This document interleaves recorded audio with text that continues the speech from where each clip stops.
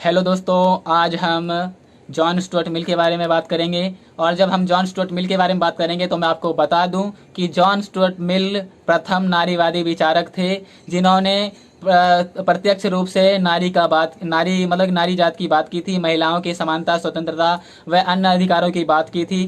क्योंकि अब तक हमने जितने भी दार्शनिकों को पढ़ा है, प्लेटो, अरस्तु, Machiavelli, Thomas Hobbes, John Locke, J Rousseau, Jeremy Bentham, इन सब ने अपनी रचनाओं में कहीं पर महिलाओं की बात की थी, जिसमें उनको अधिकार दिया गया था या नहीं दिया गया था, इन्होंने पूर्ण रूप से नहीं बताया था। लेकिन जो जेम्स स्टुअर्ट मिल हैं, इन्होंने महिला के ऊपर पूर्णतम विवेचन किया है और इन्होंने महिला के समानता, स्वतंत्रता व अन्य अधिकारों की बात की है। इसलिए इन्हें प्रथम नारीवादी विचारक माना जाता है। अब इसके बाद हम इनके जीवन परिचय की बात करेंगे।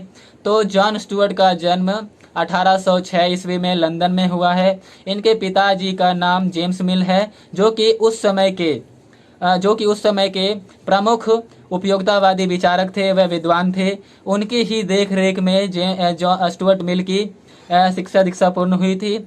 और इसके साथ ही मैं बता दूं जॉन स्टुअर्ट मिल के बारे में, तो जॉन स्टुअर्ट मिल बालक अवस्था से ही बहुत ही कुशाग्र बुद्धि व तेज बुद्धि के बालक थे, जिन्होंने मात्र 3 वर्ष की आयु में ग्रीक भाषा का और 8 वर्ष की आयु में लैटिन भाषा का और ज्ञान प्राप्त किया था। और इन्होंने मात्र 12 वर्ष की आयु में जितने भी ग्रीक दार्शनिक हैं उन सब का अध्ययन कर लिया था। इसके साथ ही अब मैं बता दूं दोस्तों, लेकिन जेम्स स्टुअर्ट मिल के अंदर एक खामी थी, और वह हमेशा अकेले रहते थे और वह एकांत प्रिय बालक थे। लेकिन इसी एकांत प्रिय आदत ने इनको एक लंबे मानसिक बीमारी को दिया, जिससे कि इनको बहुत ही कठिनाई व इनको परेशानी जूझना पड़ा था। इस दौरान इनके पिता ने इन्हें 1820 में फ्रांस में भेज दिया, जहां इन्होंने अपने आप को पूर्ण रूप से स्वस्थ किया। और जब ये वापस लंदन आए तो इन्होंने बेंथम की जो रचना है कानून के सिद्धांत, उसका पूर्णतम अध्ययन किया। और उस समय के प्रमुख विधिवेता जो कि जॉन ऑस्टिन थे, उनके साथ रहकर इन्होंने कानून का अध्ययन किया। और बता दो दोस्तों, इन्होंने मात्र 16 वर्ष के आयु में प्रौढ़ विद्वान के पद को हासिल किया। और इसी के साथ इन्होंने 1823 में ईस्ट इंडिया कंपनी में छोटे क्लर्क के पद पर काम किया। और लेकिन कुछ वर्षों बाद फिर इन्हें मानसिक बीमारी का सामना करना पड़ा, जो कि 1826 में इनको हुआ था। और इसके दौरान ही 1826 में जब ये बीमार हुए थे, तो उस दौरान इन्होंने बर्थ की कविताएं पढ़ी और अपने आप को पूर्ण रूप से स्वस्थ बनाया। इसके बाद कुछ समय बाद इनकी 1831 में हैरियट टेलर नामक महिला के साथ मुलाकात हुई और इनके साथ इन्होंने लंबे समय तक संबंध कायम किया, जो कि बाद में इनकी पत्नी बनी। और अब मैं बता दूं, इन्होंने फिर हैरियट टेलर के साथ मिलकर 1851 से रचनाएं लिखनी शुरू की। लेकिन कुछ वर्षों बाद ही इनकी जो हैरियट टेलर जो कि पत्नी थी, उनका निधन हो गया।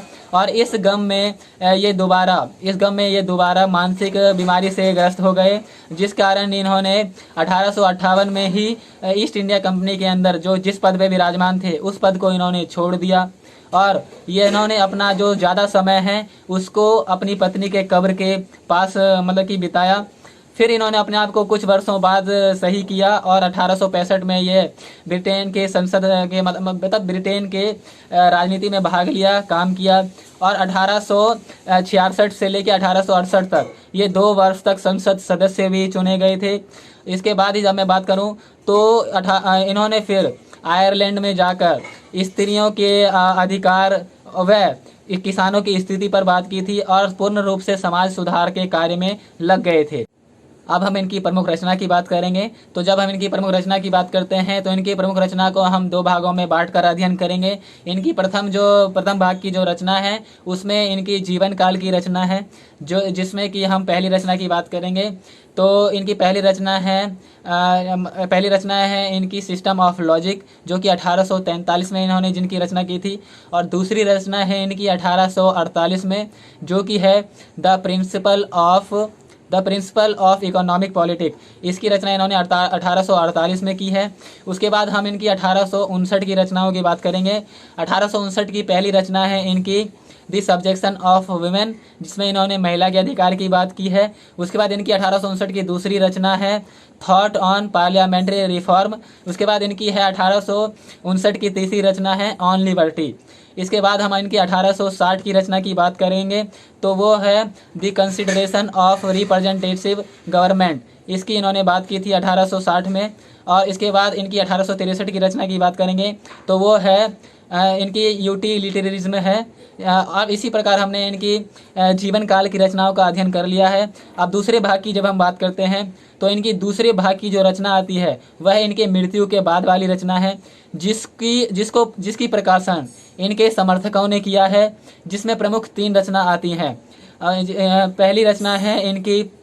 पहली रचना है इनकी ऑटोबायोग्राफी, जिसको की प्रकाशन किया गया था 1873 में। दूसरी रचना है इनकी 1874 में, जो कि है एस्से ऑन रिलीजन। और इसके बाद इनकी तीसरी रचना है 1910 में, जो कि है लेटर्स। तो यही इनकी प्रमुख रचनाएं थी जिसमें हमने बात कर ली है। अब हम दोस्तों इनके राज्य की उत्पत्ति, राज्य की प्रकृति व अन्य सिद्धांतों की बात करेंगे। जब हम राज्य की उत्पत्ति की बात करते हैं तो राज्य की उत्पत्ति में इन्होंने राज्य को समाज के रूप में स्वीकार किया है। और इन्होंने कहा है कि जो राज्य की उत्पत्ति हुई है वह मानव के इच्छा व मानव के स्वभाव के आधार पर हुई है, जिसमें कि राज्य की उत्पत्ति को इन्होंने मुख्यतः मानव स्वभाव को ही माना है, क्योंकि अगर मानव स्वभाव या मानव इच्छा नहीं होता कि वह राज्य को उत्पन्न करे तो किसी भी प्रकार की राज्य का अस्तित्व नहीं होता। अर्थात इन्होंने राज्य की उत्पत्ति में मानव स्वभाव का वर्णन किया है। अब इसके साथ हम राज्य की प्रकृति की बात करें तो राज्य की प्रकृति में इन्होंने थॉमस हॉब्स व अन्य विचारकों के तरह यांत्रिक सिद्धांत का वर्णन किया है, जिसमें इन्होंने कहा है कि जो राज्य की प्रकृति है वह यांत्रिक है, यानी कि मशीन के समान है, और मशीन का काम होता है कि जन जन का कल्याण करना। तो इसीलिए उन्होंने राज्य की प्रकृति का सिद्धांत यांत्रिक माना है। अब हम इनकी शक्ति की बात करें तो इन्होंने राज्य की शक्ति में ये कहा है कि जो शक्ति है वह है, इन्होंने बता दूं दोस्तों, स्टुअर्ट मिल ने शक्ति को बहुत ही बुरा माना है, नकारात्मक माना है। और इन्होंने ऐसा इसलिए कहा है क्योंकि इन्होंने कहा है जो शक्ति है वह व्यक्तियों के अधिकार व व्यक्तियों के जो अन्य प्रकार की जो अधिकार हैं, समानता, स्वतंत्रता, वह उनको यह दमन करता है। यानी कि जो राज्य की शक्तियां हैं वह व्यक्तियों की शक्ति का दमन करता है, उनसे छीन लेता है। इसलिए इन्होंने राज्य की शक्तियों को बुरा व नकारात्मक माना है। इसी प्रकार जब हम इनके संप्रभुता की बात करें तो इन्होंने राज्य की संप्रभुता को न मानकर व्यक्ति के संप्रभुता की बात की है। और इन्होंने लोकतांत्रिक संप्रभुता की बात की है, जिसके अंतर्गत इन्होंने व्यक्ति को ही स्वयं संप्रभु माना है, जो कि राज्य को नियंत्रित करेगा व राज्य में सुचारू रूप से शासन को कायम करेगा। इसी प्रकार जब हम इनकी सरकार की बात करें तो इन्होंने लोकतंत्रात्मक विधि को बेकार माना है, लोकतंत्रात्मक प्रणाली को, शासन प्रणाली को बेकार माना है। और इन्होंने कहा है कि जो सरकार है उसमें इन्होंने प्रतिनिधियात्मक सरकार की बात की है, अर्थात इन्होंने प्रतिनिधियात्मक सरकार का समर्थन किया है। इसी के साथ जब हम नागरिकता की बात करें तो नागरिकता पे इन्होंने कहा है कि जो स्त्री हैं और जो पुरुष हैं यह दोनों ही हमारे समाज के नागरिक होंगे तथा इनमें किसी भी प्रकार की भेदभाव नहीं होगी। इसके साथ ही जब हम समानता की बात करें तो समानता पर भी इन्होंने साफ साफ कहा है कि जो स्त्री है, पुरुष है, वह समान होंगे। लेकिन इन्होंने समानता में 2 प्रकार की बात की है। इन्होंने लैंगिक समानता का समर्थन किया है और राजनीतिक समानता का इन्होंने किसी भी प्रकार से समर्थन नहीं किया है। तो अब हम बात करते हैं इनकी स्वतंत्रता की। तो जब हम इनकी स्वतंत्रता की बात करते हैं तो इन्होंने स्वतंत्रता में कहा है कि जो स्वतंत्रता है 3 प्रकार की है। पहली प्रकार तो है कि इसमें व्यक्ति को व्यक्ति या वाद विवाद करने की स्वतंत्रता होनी चाहिए। इन्होंने ऐसा इसलिए कहा क्योंकि ब्रूनो जो कि एक दार्शनिक थे, उन्होंने कहा था कि सूर्य केंद्र में है। लेकिन उस समय का जो समाज के लोग हैं, जो राज्य के जो राजा हैं, उन्होंने क्या कहा, उन्होंने यह मानते थे कि जो पृथ्वी है वह केंद्र में है और जो और अन्य ग्रह हैं वह पृथ्वी का चक्कर लगाते हैं। लेकिन ऐसा नहीं था। ब्रूनो ने यह सिद्ध किया और कहा कि जो केंद्र में है वह सूर्य है और अन्य ग्रह हैं वह सूर्य की चक्कर लगाते हैं। लेकिन उस समय ब्रूनो एकमात्र सही थे और उनके विरोधी जो थे वह सब गलत थे, लेकिन वह ज़्यादा के मात्रा में थे, इसलिए उन्होंने ब्रूनो को जिंदा जला दिया और उनकी बात को नहीं स्वीकारा। लेकिन जब कुछ समय बाद गैलीलियो गलीली ने इस बात को सिद्ध किया कि वाकई में ही जो सूर्य है वह केंद्र में है और बाकी अन्य ग्रह पृथ्वी जो और भी अन्य ग्रह हैं वह सूर्य का चक्कर लगाते हैं, तब जाके इन्हें समझ में आई कि हाँ, जो ब्रूनो है उन्होंने सही कहा था।